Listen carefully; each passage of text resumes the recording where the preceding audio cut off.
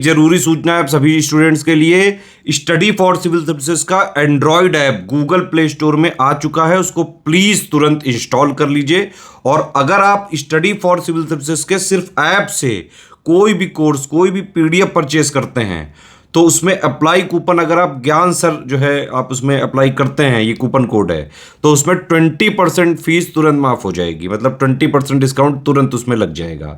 ज्ञान सर लिखना है, नॉर्मली ज्ञान सर स्मॉल लेटर में है सब कुछ, कोई स्पेस नहीं, कोई कॉलम नहीं, सिर्फ ज्ञान सर, GYANSIR। इस तरह से अगर कूपन कोड लगाते हैं आप ऐप में बाई करने से पहले, जो अप्लाई कूपन वाले में आता है, तो 20% का डिस्काउंट तुरंत मिलेगा। वीडियो देखिए। नमस्कार साथियों, स्वागत है आप सभी का स्टडी फॉर सिविल सर्विसेज में। ये क्लास है हमारी आरो हिंदी की, और हिंदी में जो टॉपिक हमारा चल रहा है वो है वाक्यांश के लिए एक शब्द। और जल्दी ही आज की क्लास में हमारे वाक्यांश के लिए एक शब्द समाप्त हो जाएंगे। ये क्लास वाक्यांश के लिए एक शब्द की अंतिम है, इसके बाद हमें नया टॉपिक शुरू करेंगे। चलिए देखते हैं इसमें जल्दी से। 7 तक हम लोग पढ़ चुके थे, अभी हम हाथ से स्टार्ट करेंगे। देखिए ज़रा, पहला देखिए, किसी व्यक्ति के द्वारा शपथ के साथ लिखा हुआ न्यायालय में प्रस्तुत पत्र, इसे कहते हैं हलफनामा। आपने सुना ही होगा, इंग्लिश में बोल देते हैं एफिडेविट, इस तरीके का। हवा में उड़ने, रहने या होने वाला, ये कहलाता है हवाई। ऐसी घटना जो अवश्य ही घटित हो, उसे कहते हैं होनी। कहते हैं ना, ये तो होनी थी भाई, घर में किसी की डेथ हो जाती है तो कहते हैं तो होनी थी। वह चातुर्य जो हाथ से किया जाए, उसे कहते हैं हस्तलाघव। जिसका उत्साह मर चुका हो, उसे कहते हैं हतोत्साहित। हतोत्साहित। जिसने पुण्य कार्य के लिए अपने प्राण त्याग दिए हों, उसे कहते हैं हुतात्मा। अगला देखिए,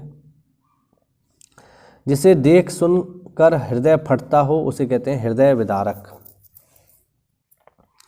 हाथी की पीठ पर रखे जाने वाली चौकी कहलाती है हौदा। हौदा। दूसरे को जान से मार डालने वाला कहलाता है हत्यारा। सेना का वह भाग जो सबसे आगे रहता है, उसे कहते हैं हराबल। जो हाथ से लिखा गया हो, उसे कहते हैं हस्तलिखित। वह जिसके पास संपत्ति या अधिकार हो, उसे कहते हैं हस्तांतरित। हाथ की कारीगरी कहलाती है हस्तकौशल या हस्तशिल्प। जिसे देखकर लोग मजाक उड़ाएं, उसे कहते हैं हास्यास्पद। भला या हित चाहने वाला कहलाता है हितैषी। हिंदू की भाषा या भारतीय भाषा कहलाती है हिंदी। अगहन या पूस में पड़ने वाली ऋतु कहलाती है हेमंत। हंस के समान गति से चलने वाली स्त्री कहलाती है हंसगामिनी। ठीक। हाथ में सरलता से आने वाली पुस्तक कहलाती है हस्त पुस्तक। और मिठाई बनाकर बेचने वाला कहलाता है हलवाई, ये तो सबको पता है। आगे देखिए, जो क्षमा पाने योग्य हो, उसे कहते हैं क्षम्य। जहाँ पृथ्वी और आकाश मिलते दिखाई पड़े, उसे कहते हैं क्षितिज। जिसका हाथ बहुत तेज चलता हो, उसे कहते हैं क्षिप्र हस्त। क्षमा करने वाला व्यक्ति कहलाता है क्षमाशील। भूख से व्याकुल व्यक्ति कहलाता है क्षुधातुर। क्षुधा मतलब भूख। क्षीण शरीर वाला कहलाता है क्षीणकाय। क्षीणकाय मतलब जो बहुत कमजोर हो, उसे कहेंगे क्षीणकाय। क्षण भर में नष्ट होने वाला कहलाता है क्षणभंगुर। कटा फटा हुआ कहलाता है क्षत विक्षत। आगे बढ़ते हैं त्रा की तरफ। 3 नदियों का संगम कहलाता है त्रिवेणी, या फिर इसे संगम भी बोल देते हैं हम लोग। 3 युगों में होने वाला कहलाता है त्रियुगी। शीतल मंद सुगंध वायु क्या कहलाती है? त्रिविध वायु। रात्रि का तीसरा पहर कहलाता है त्रियामा। वह जो छुटकारा दिलाता है, उसे कहते हैं त्राता। हर तीसरे महीने होने वाला कहलाता है त्रैमासिक। तीनों लोकों को जानने वाला कहलाता है त्रिकालज्ञ। भूत भविष्य और वर्तमान को देखने वाला कहलाता है त्रिकालदर्शी। जो सर्वज्ञ पुराण और उपनिषद शास्त्र का ज्ञान रखता हो, उसे कहते हैं ज्ञानी। जो जानने योग्य हो, उसे कहते हैं ज्ञातव्य। जो जानता हो उसे कहते हैं ज्ञाता। जिसे जाना जा सके साथियों, या जिसे जानना आवश्यक हो, उसे कहते हैं ज्ञेय। और ज्ञेय का विलोम होता है अज्ञेय, जिसको जाना ना जा सके। ठीक है, आगे देखते हैं। जिसे ज्ञान प्राप्त करने की प्यास हो उसे कहते हैं ज्ञान पिपासु। जिसने उधार लिया हो उसे कहते हैं ऋणी। भौहों के बीच का ऊपरी भाग, भौहें होती ना आईब्रो, उनके बीच का जो भाग होता है उसे कहते हैं त्रिकुटी। सत्व, रज और तम, ये तीनों कहलाते हैं त्रिगुण। आंवला, हर्र, बहेड़ा, ये तीनों कहलाते हैं त्रिफला। आगे देखिए। दैविक, दैहिक, भौतिक ताप या कष्ट, ये कहलाते हैं तीनों के तीनों त्रिताप। वात, पित्त, कफ, ये तीनों कहलाते हैं त्रिदोष। तीनों लोक, आकाश, पृथ्वी और पाताल का संगम कहलाता है त्रिलोक या फिर त्रिभुवन। भगवान विष्णु का निवास है साथियों त्रिभुवन, ध्यान रखना, भगवान विष्णु यहीं रहते हैं। और तीनों लोकों का स्वामी कहलाता है त्रिलोकीनाथ या त्रिभुवननाथ, जो कि जैसा मैंने अभी बताया कि ये पर्यायवाची है भगवान विष्णु का। इसी के साथ आज की क्लास में जो हमारा टॉपिक था, जो हमारे वाक्यांश के लिए एक शब्द थे, ये पूरे के पूरे समाप्त हुए। अब जो है आपके 2 टॉपिक और बचे हैं, जिनको जो है उम्मीद करता हूँ कि इसमें आपको नई जानकारी मिली होगी।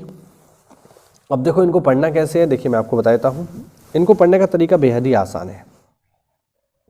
सबसे पहला आपको क्या करना है, इनके नोट्स बनाने हैं। ठीक है, नोट्स बनाना देखिए बहुत ही ज़्यादा ज़रूरी है, ध्यान रखना। नोट्स आपको बनाने ही चाहिए। पीडीएफ भले हम देंगे लेकिन नोट्स आपको पढ़ना ज़रूरी है। क्यों ज़रूरी है कि इसमें देखिए बहुत सारे शब्द ऐसे होंगे जो आपको पहले से आते होंगे। बात समझ रहे हैं? जैसे अब जैसे मान लीजिए ये है जिसने उधार लिया हो, इसको देखिए। अब जिसने उधार लिया हो वो है ऋणी। तो ये बहुत ही कॉमन शब्द है, सब लोग जानते हैं इसको। आप समझ रहे हो ना? ये कोई ऐसी चीज़ नहीं है जो बहुत कठिन हो। या जैसे इसमें और भी शब्द हो सकते हैं जो बहुत ही सामान्य हैं, जो आप लोगों को पता होंगे, है ना? जैसे एक और एग्जांपल लेते हैं। जैसे ये है तीनों नदियों का संगम, ये कहलाता है त्रिवेणी। ये बेसिक शब्द है। अब ये आप लोगों को पता है, तो आप जब भी नोट्स मेकिंग करें, ठीक है, तो आपको इस बात का विशेष ध्यान रखना है कि जो आपको आ रहा है वो आपको नहीं लिखना है, वो नहीं लिखना है। आपको केवल उन शब्दों को नोट करना है जो आप नहीं जानते हैं, जो आपके लिए नए हैं। तो केवल नए शब्दों को ही आपको अपने नोट्स में जगह देनी है। ऐसा क्यों? ऐसा इसलिए कि जो शब्द आप जानते हो वो तो आप कर ही लोगे, और होगा ये कि पेपर आप जब रिवीजन का टाइम आएगा ना, तो फिर आपके पास केवल वही शब्द आपको बार बार रिवीजन करने होंगे जो आपको नहीं आते हैं। तो वो आपको एग्ज़ाम के टाइम पे जब आप रिवीजन करेंगे तो बहुत ज़्यादा हेल्प करेगा। तो यही आपको इसमें करना है, और हिंदी में, पूरी हिंदी में यही करना है। मेरे खुद के नोट्स हैं हिंदी के, कभी आपको दिखाऊंगा मैं, है ना?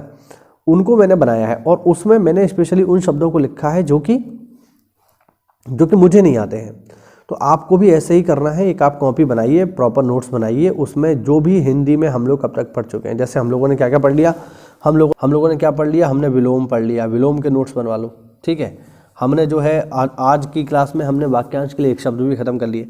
तो इनके आप प्रॉपर नोट्स बनाइए और डेली सुबह उठ करके उनका रिवीज़न करिए। ये बहुत ही इंपॉर्टेंट चीज़ है, आप डेली उनका रिवीज़न करिए। हिंदी के लिए आपको 1 घंटा देना बहुत ही ज़रूरी है, ये बात खूब समझ लो अच्छे से।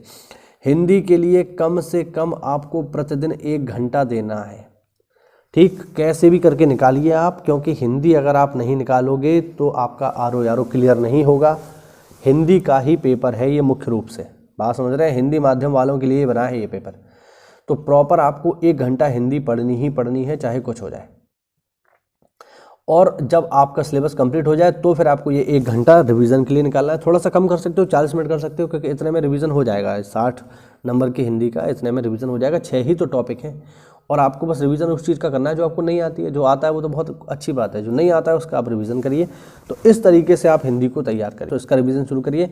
बहुत ही जल्दी क्लास में जो है अगला टॉपिक मैं आपसे शुरू करूँगा, जो कि होगा आर समीक्षा अधिकारी के लिए विशेषण और विशेष्य। तो इसको भी जो है हम जल्दी ही शुरू करके इस टॉपिक को ख़त्म करेंगे, जिससे आपका हिंदी पूरा का पूरा कंप्लीट हो जाए और आप अच्छा स्कोर पेपर में कर पाएँ, क्योंकि हिंदी बहुत स्कोरिंग है, हिंदी से ही आपका टेस्ट निकलेगा। तो जल्दी ही जो है अगला जो वीडियो लेकर के आऊँगा मैं, वो विशेषण विशेष का लेकर के आऊँगा और प्रयास करूँगा कि 10 दिन के भीतर ही आपके हिंदी में विशेषण विशेष जो है या और जल्दी जो है पूरा का पूरा हिंदी हम समाप्त कर दें, जिससे आप और अच्छे से तैयारी कर पाएँ। कोई डाउट हो तो कमेंट के माध्यम से पूछे साथियों। मिलते हैं अगली क्लास में, तब तक के लिए जय हिंद, जय भारत, वंदे मातरम।